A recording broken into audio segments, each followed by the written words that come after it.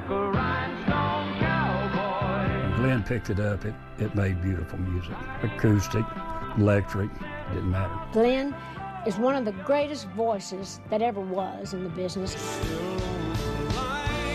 But his heart, he loved Arkansas, always did. Well, tonight, all around the world, people are mourning the death of the country music superstar and Arkansas native Glen Campbell. He died this morning in Nashville following a long and public battle with Alzheimer's disease. Campbell is from a small town in Arkansas called Billstown, just southwest of Delight. One of 12 children, he came from humble beginnings that he never forgot.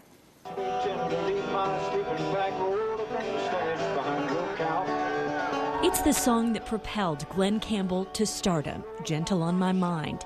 In 1967, Campbell won an unprecedented 4 Grammy Awards with the song as it crossed over from the country charts to the pop chart. It would be just one in a string of hits in the 60s and 70s for the Delight native, who came from very humble beginnings. One of 12 children, Campbell's parents were sharecroppers with little money to raise their children. Still, at age 4, Campbell's father shelled out $5 for a mail-order guitar, and the rest, as they say, is history. What kind of boy was Glen, Mr. Campbell? He was just a good old country boy. A good old country boy who would go on to place 80 songs in the Billboard Top 100 songs and eventually be inducted into the Country Music Hall of Fame. His family was very proud of his accomplishments, but so were his fellow Arkansans. When Campbell came home for visits from the West Coast, throngs of admirers would greet him at the Little Rock Airport. Everyone wanted an autograph and a handshake. But it was his return home in 1969 that marked the beginning of his film and TV career. Hollywood legend John Wayne handpicked Campbell to star with him in the year's blockbuster film, True Grit. When I used to go pick cotton to get enough money to go see a show, I never thought I'd be making one, and it's really a great thrill. Campbell would go on to release a string of hits, building on his top male vocalist award in 1968. Hits like By the Time I Get to Phoenix, Wichita Lineman, Galveston, and Rhinestone Cowboy. Songs that he would often perform on his popular TV show, The Glen Campbell Good Time Hour, from 1969 through 1972. And then came Branson. Well, it's kind of like doing the TV show. You know, you have a guest star every week, or every 3 days, or whatever. And to work with guys like Roger Miller, Emmylou Harris, you know, the Oak Ridge Boys, Patty Loveless, and it's just great. I can go out and do my show, they do their thing, and then we'll do something together. You know, it's totally open in as of now. In the early 90s, Campbell announced he'd be playing his music in Branson, Missouri, opening the Good Time Theater in 1994. And it wasn't until 2011, when he was diagnosed with Alzheimer's, that he announced he'd be ending his performances there and doing his farewell tour around the country. That final tour, with over 150 stops around the country, included performances by 3 of Campbell's children and became the basis for the film I'll Be Me, which documented the singer's diagnosis with Alzheimer's. It featured his final studio recording, a song written for his wife, Kim, called I'm Not Gonna Miss You. I'm not gonna miss you.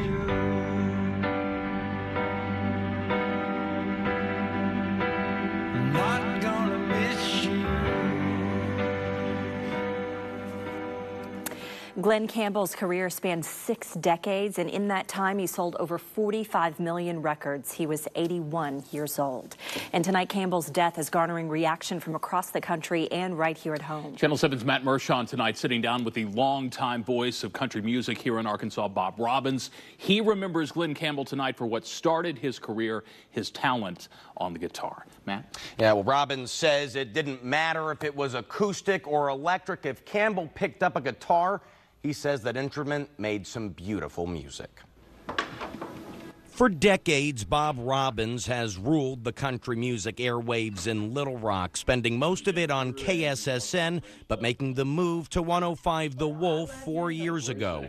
In his time as an on-air personality and country radio legend, he's had the opportunity to interview countless country stars, but Arkansas native Glen Campbell held a special place in his heart. Just found him to be a charming person. He was different.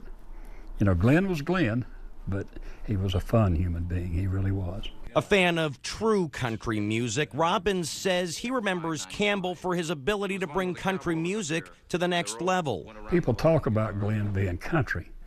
Well, Glen was country, but knew how to tie pop into it way back then.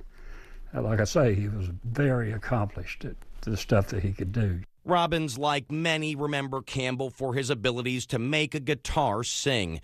It's why Robbins says it was hard to see Campbell's abilities deteriorate with the onset of Alzheimer's. To watch a man's mind totally disappear, and like I said, such a talent that Glen was, see him lose the ability to play the guitar, you know, such a sad, sad thing. The news of Campbell's passing Tuesday brought a tear to Robbins' eye, but he remembered how he thinks Campbell would want to be remembered. You know, he loved the lights, he loved to perform, and just to look at things the way we should. Rhinestone Cowboy, he rolled and walked away today and rode away. That's the way I'll remember him. But we've always got that music that we can go back and listen. And people that haven't heard it, boy, they're in for a surprise. They're going to love it. Like a rhinestone cowboy. Robbins says his morning show tomorrow will be dedicated to the Rhinestone Cowboy. Chris. Well, that is one legend talking about another here in Arkansas, and certainly the authenticity of Glen Campbell is something that shined through in his music for all these years. All right, Matt Mershon, thanks very much. Your Metro First Forecast with Chief Meteorologist Ned Permy. Well, with a little bit of shower activity popped up in southeastern Arkansas today has dissipated, and we've got rain-free skies across the state. And here in the metro area, pretty much cloud-free. We have mostly clear skies. Should be partly cloudy overnight. Temperatures falling off to the comfortable upper 60s, 70 degrees at Hot Springs, up to 87 there in Perryville and Little Rock tomorrow, also Cabot, 86 at Pine Bluff, Sheridan, Benton, and Bryant. Temperatures currently have dropped off into the 70s, including 74 degrees at Little Rock and Searcy and Carlisle at this hour. 74 also at Conway. 80 degrees still at Perrin. No report from Piercy. 77 at Benton and Bryant. Hot Springs, Pine Bluff at 76 degrees. 77 at DeWitt. And Star City is 79, the same as Redfield. So overnight in the metro area tonight, 69 degrees, comfortable, partly cloudy skies. And tomorrow, well, a mix of clouds and sunshine, and we'll see a high temperature, a little bit warmer, 87. Any showers? Well, I'll tell you where the best chances will be in just a minute. Okay, Ned, we'll see you then. Thank you. In other news tonight, the man wanted for shooting and killing another man in northeast Arkansas is in custody tonight. The Craighead County Sheriff's Office says this man, Trey Yerby, turned himself in this morning to West Memphis police. He was wanted in the shooting death of a man who was found inside of a home in Lake City.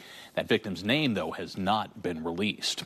Little Rock police are looking for the suspects who robbed a man yesterday morning on Cedar Street. That man says that he was walking toward a Subway restaurant when two men dressed in black sweats punched him in the face and took $200 in cash. Those men were last seen running east on Plateau Street toward the Capitol. Well, the results are in tonight for the special election in North Little Rock to increase the city's sales tax. With 100% of precincts reporting, North Little Rock voters have approved the 1-cent sales tax increase. The unofficial results show 59% voted for the tax increase, while almost 41% voted against it. The funds generated by the increase will go to the city's general fund and infrastructure upgrades. For Arkansas students, it is a back-to-school season, and many are exploring their after-graduation options. Channel 7's Elizabeth Armstrong is in San Diego tonight alongside Arkansas educators learning about the military option.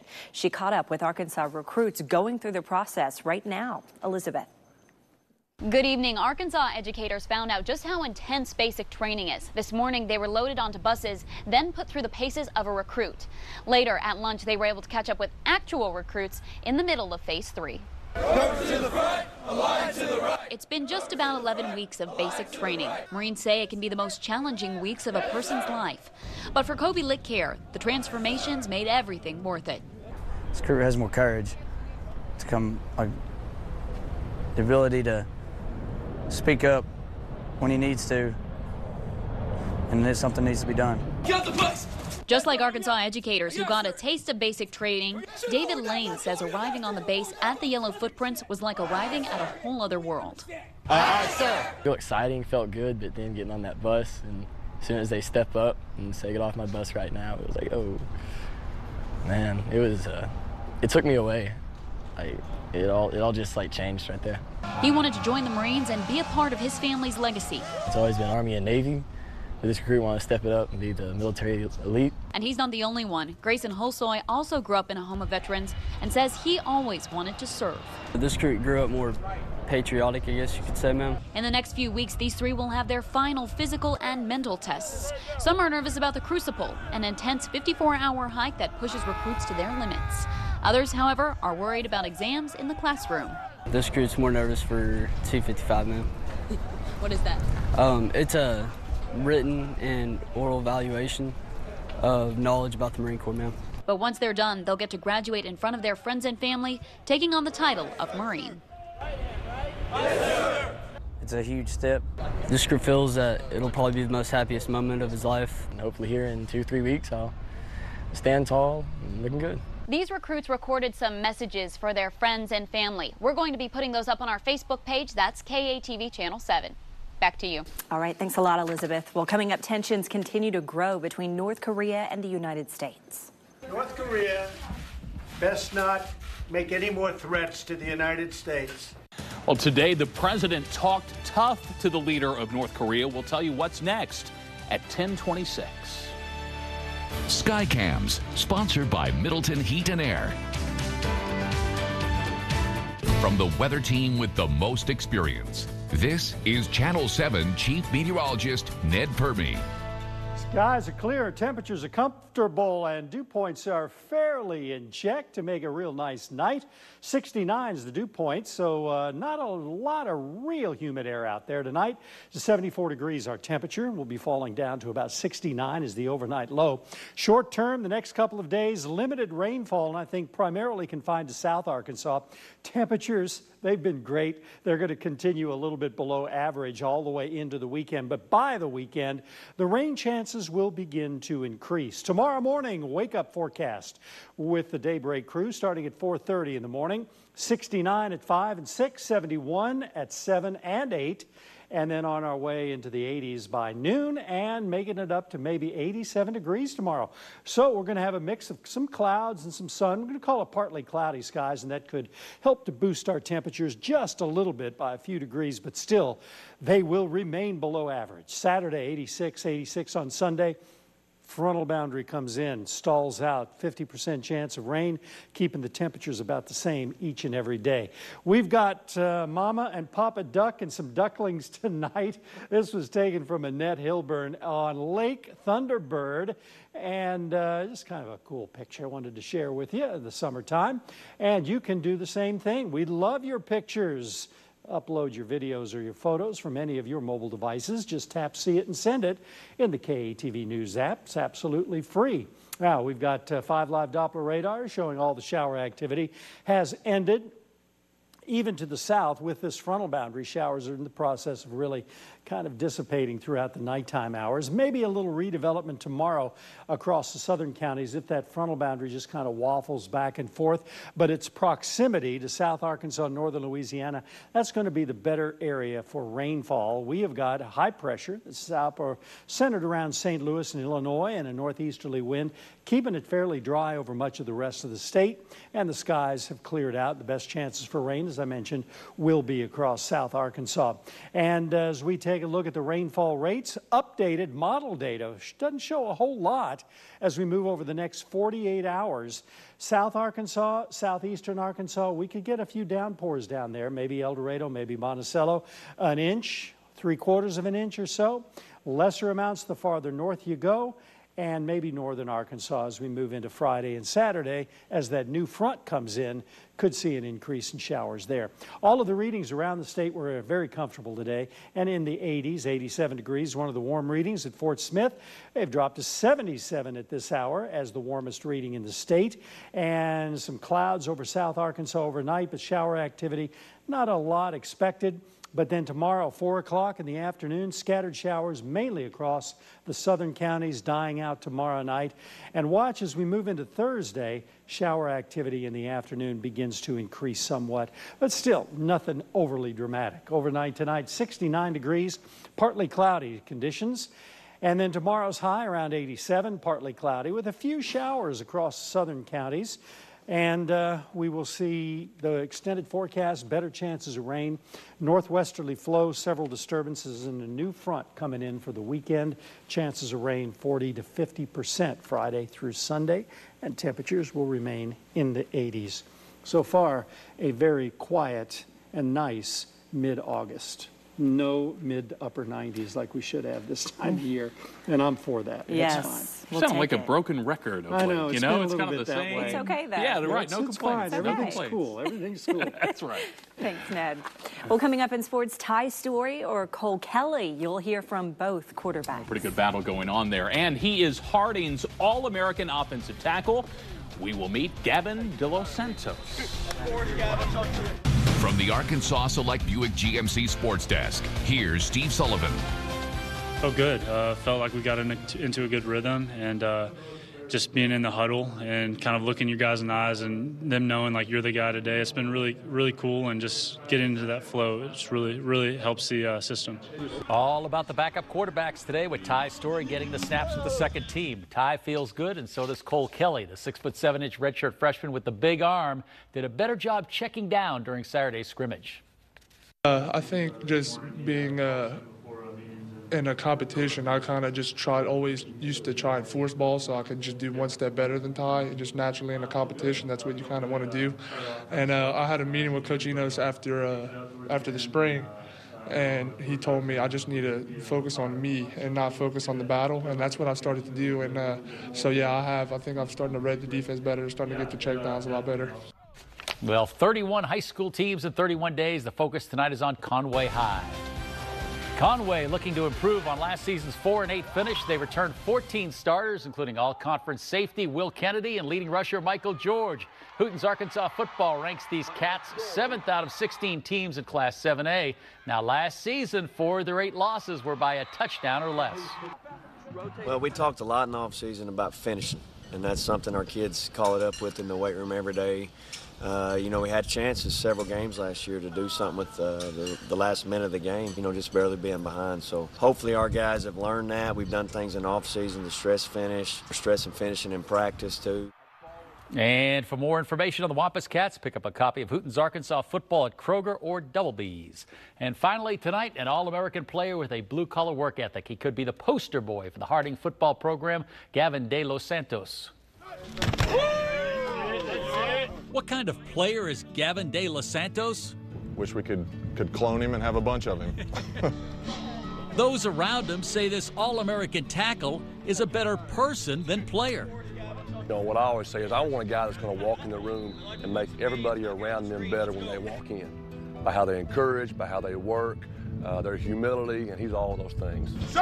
This season, this former Lake Hamilton star has a chance to be a 2-time All-American, but that honor is not #1 on Gavin's wish list. As Coach Hill, our offensive coordinator, mentioned the other day, he's like, would you rather win a national championship or be All-American? And honestly, I'd win a national championship every year.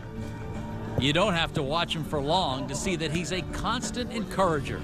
Taking players under his wing and teach them the ins and outs, and really elevates their play. Coach Huck, our previous head coach, came up to me my sophomore year in the class, freshman year on the field, and he said, Gavin, you're going to have to start being a leader. And so as soon as he told me that, I just took that upon myself to start going around the guys and trying to be a more vocal leader. This summer, Gavin made sure that each incoming freshman heard from one of the veteran Bison players. Because that's something that we really didn't have coming in, and I wanted to be able to do that for them and, you know, kind of take the edge off of them a little bit. What's next for Gavin? I'm majoring in kinesiology, and I want to be a coach and teacher. So I'm either going to be a graduate assistant somewhere in the upcoming spring, or I'm going to try to get a high school job coaching and teaching. Guy there and his teammates gave him a hard time today with the camera following him around. I bet.